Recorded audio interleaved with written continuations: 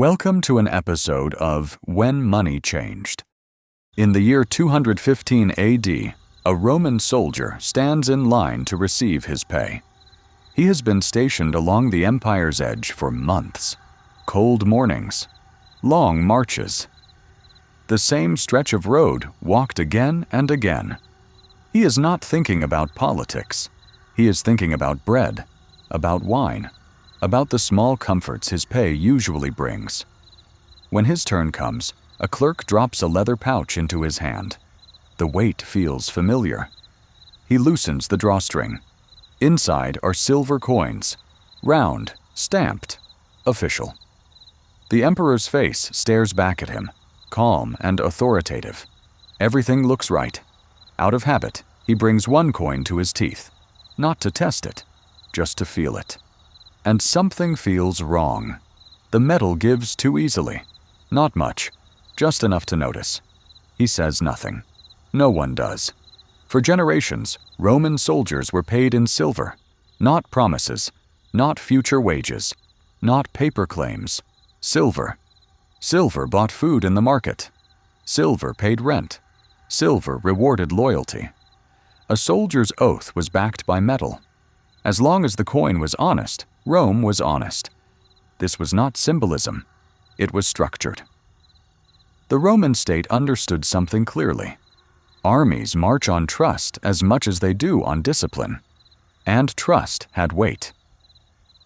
But by the early 3rd century, the weight of the empire had grown heavy. Rome was fighting on multiple fronts. In Germania, in the east, along borders that never rested. Each campaign required soldiers. Each soldier required pay. Each payment required silver. And silver was becoming scarce. The mines that once fed the empire were slowing. New sources could not replace them fast enough, but the expenses did not slow. The emperor at the time, Caracalla, had raised military pay to secure loyalty. It worked, briefly. But higher pay meant more coins, and more coins required more silver. Something had to give. The decision was made quietly. No announcement. No reform decree carved in stone. The mint did not change the size of the coin. It did not change the emperor's image. It did not change the value stamped on its face. Instead, it changed the inside. A little less silver, a little more copper. At first, the difference was small, barely visible. The coins still shone when new. They still rang when struck. To the untrained eye, nothing had changed, but the metal remembered. At first, the economy absorbed it. Markets continued. Wages were paid. Life went on. Then merchants began to notice. Coins tarnished faster. They felt lighter. They bent more easily. Prices rose, not dramatically, just enough to matter. A loaf of bread cost another coin. Wine required a little extra. Soldiers noticed next.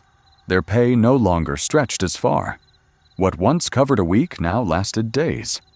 No one used the word inflation. There was no language for it yet.